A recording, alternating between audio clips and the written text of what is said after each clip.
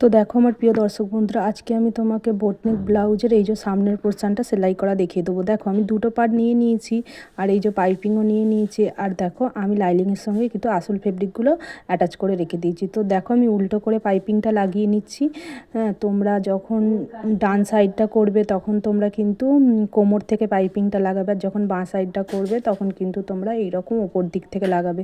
তো দেখো আমি উল্টো করে লাগিয়ে নিই। এবার কিন্তু চাপ সেলাই দেওয়ার সময় অবশ্যই কিন্তু দ্বিতীয় পার্টটা আমি নিয়ে তাতে বসিয়ে নিয়ে, তো দেখো একেবারেই কিন্তু আমার সেলাইটা হয়ে গেল, বারবার কিন্তু সেলাই দিতে হলো না, আর একেবারেই চাপ সেলাইটাও আমার হয়ে গেল। আজকের ভিডিওটা তোমাদের কীরকম লাগলো বন্ধুরা জানাবে, ভালো লাগলে লাইক কমেন্ট শেয়ার করবে, পাশে থাকবে। তো চলো দেখো আমি আর একটা চাপ সেলাই দিয়ে নিলাম, নিয়ে দেখো এবার দেখো আমার কত সুন্দর পার্টটা রেডি হয়ে গেল। তো আরেকটা পার্টও আমি রেডি করে ফেলেছি। দেখো দুটো পার্টই কত সুন্দরভাবে পড়েছে।